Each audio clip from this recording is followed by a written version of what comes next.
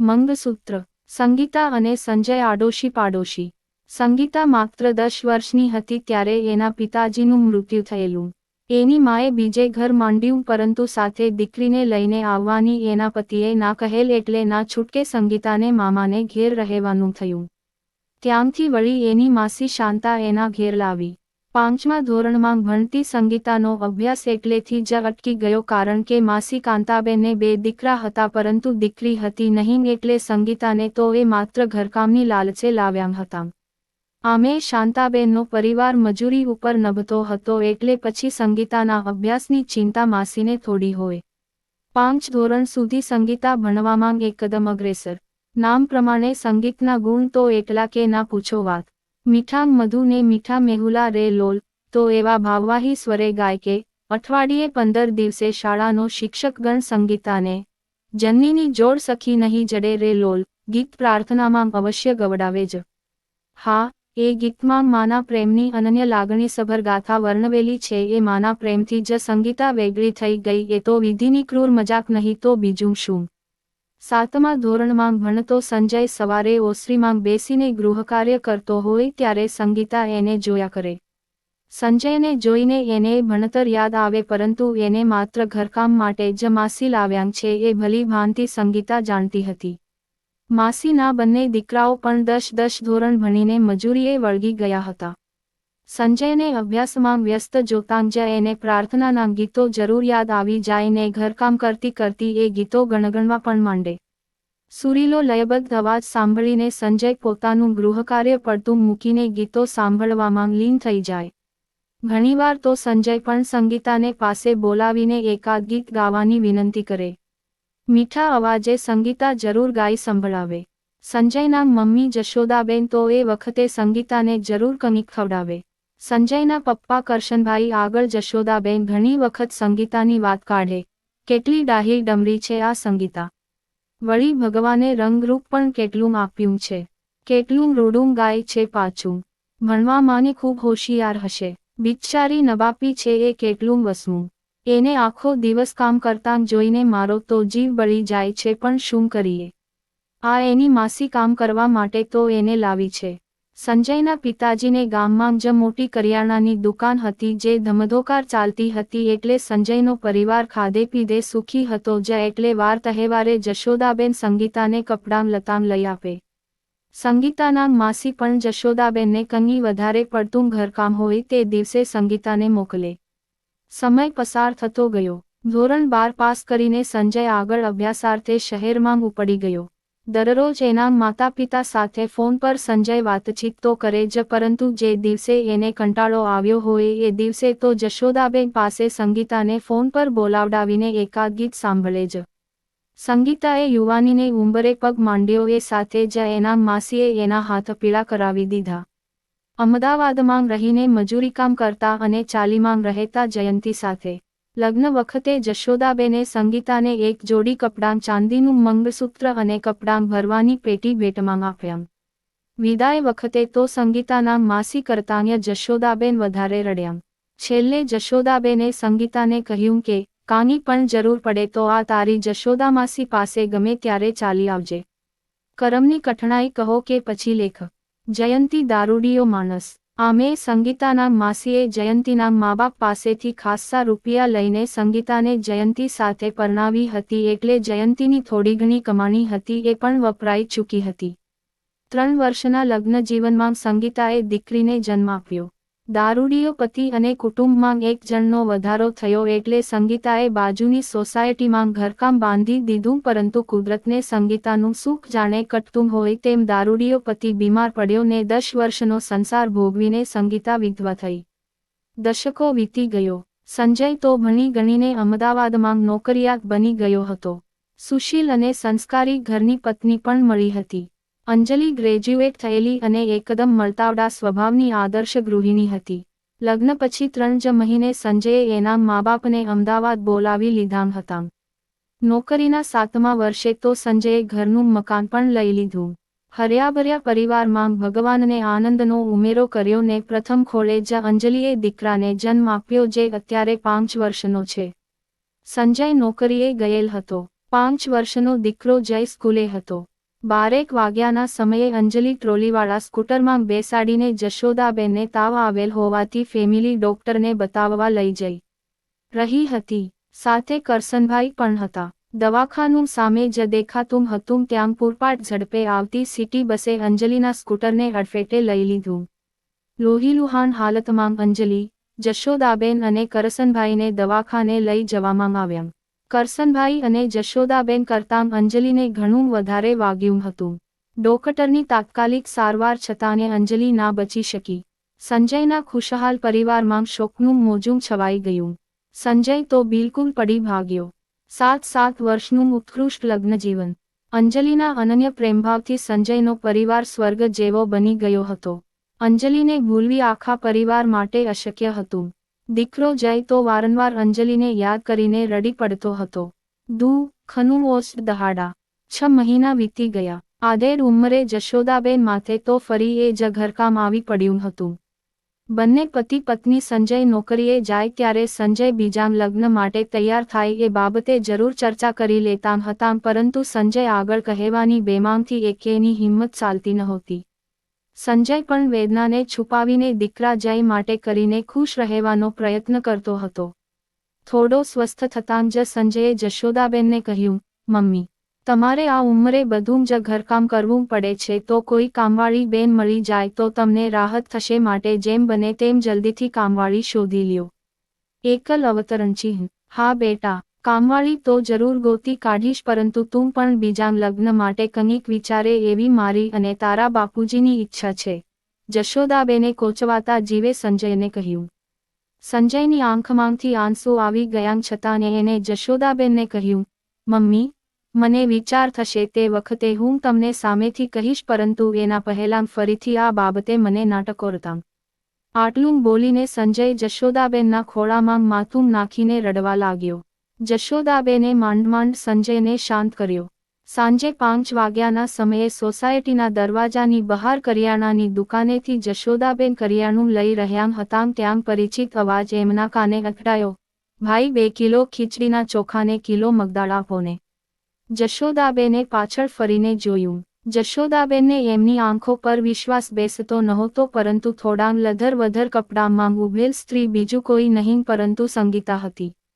સાથે 12 વર્ષની સંગીતાની દીકરી કલ્પના હતી. ચાંદલા વગરનું કપાળ અને હાથે વૈધવ્યનું નિશાન જોઈને જશોદાબેન થરથરી ગયા. સંગીતાએ પણ જશોદાબેન સાથે નજર મેળવી. એના મોઢામાંથી અનાયાસે જ શબ્દો સરી પડ્યા, માસી. એકલ અવતરણ ચિહ્ન. જશોદાબેન સંગીતાને ભેટી પડ્યા. ચાલ બેટા મારે ઘેર, અમે પણ અહીંયા જ રહીએ છીએ, કહીને જશોદાબેને દુકાનદારને કહ્યું, પ્રકાશભાઈ, બધું પેક કરીને મારે ઘેર મોકલાવી દેજો. હું અત્યારે જાઉં છું, કહીને જશોદાબેન સંગીતા અને તેની દીકરી કલ્પનાને લઈને ઝડપભેર ચાલતાં થયા. ઘેર આવતાં જ કરસનભાઈ પણ સંગીતાને ઓળખી ગયા.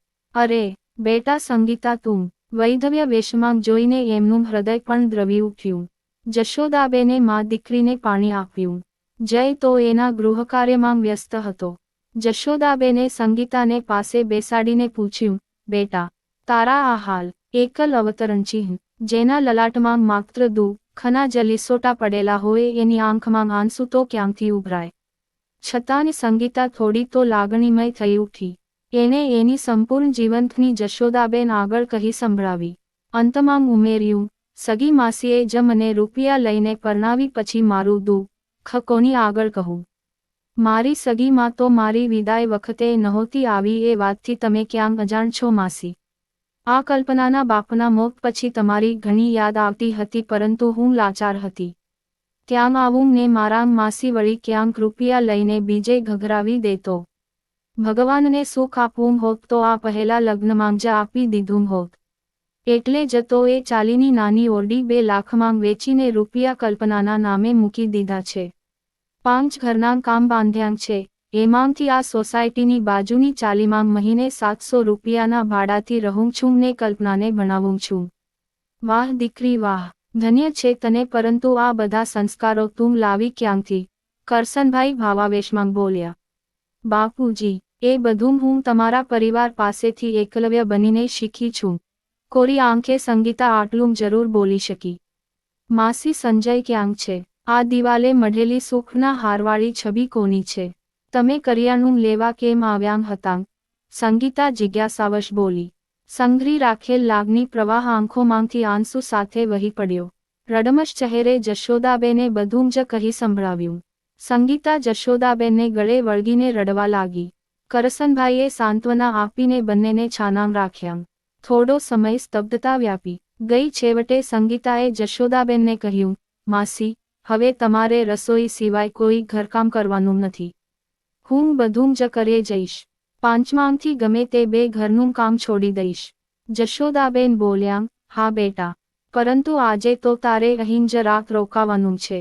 આ બધી વાતચીત સાંભળી રહેલ જય એનું ગૃહકાર્ય પૂરું થતાં જ જશોદાબેન પાસે આવીને બોલ્યો, દાદી, આ કોણ છે? જશોદાબેને જયને કહ્યું, બેટા જય, એ તારી સંગીતા માસી છે અને એની સાથે દીદી કલ્પના છે. તને ગીત સાંભળવા ખૂબ ગમે છે ને? જો હમણાં સંગીતા માસી સરસ મજાનું ગીત ગાશે. ચા પાણી કરીને સંગીતાએ જયને પાસે બેસાડીને મીઠા મધુ ને મીઠા મેહુલા રે લોલ શરૂ કર્યું. 6:30 થઈ ચૂક્યા હતા. દરવાજે આવીને સંજય આ ગીત સાંભળી રહ્યો હતો તે કોઈને ખબર નહોતી. ગીત પૂરું થતાં જ એકદમ લાગણીસભર અવાજે અંદર આવીને સંજય બોલી ઉઠ્યો, સંગીતા તું? એને ગીત સાંભળ્યું ત્યાં સુધી થોડો હળવો થઈ ગયો હતો, પરંતુ અંદર આવીને એને સંગીતાને ધ્યાનથી જોઈ એ સાથે જ ફરી ગમગીન બની ગયો. જશોદાબેને સંગીતાની બધી હકીકત કહી સંભળાવી. સંજય સૂન થઈ ગયો. અંતરાત્મા પોકારી ઉઠ્યો, હે પ્રભુ, તારી ગતિ અકળ છે.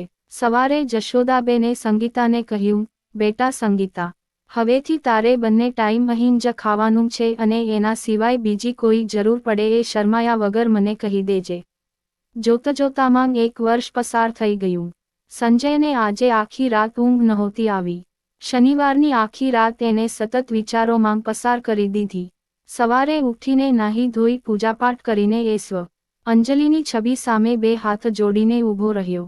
થોડીવાર ઊભો રહીને પછી એને જશોદાબેનને કહ્યું, મમ્મી, સંગીતાને આ ઘરની વહુ બનાવવાનો મેં નિશ્ચય કર્યો છે. એક માં વગરના દીકરાને માં મળશે ને એક બાપ વગરની દીકરીને બાપ. અને હા, જેને ક્યારેય મા બાપનું સાચું સુખ નથી મળ્યું એવી સંગીતાને સાસુ સસરા તુલ્ય મા બાપ. છતાં હજી આ બાબતે સંગીતાને પૂછવું જરૂરી તો છે જ.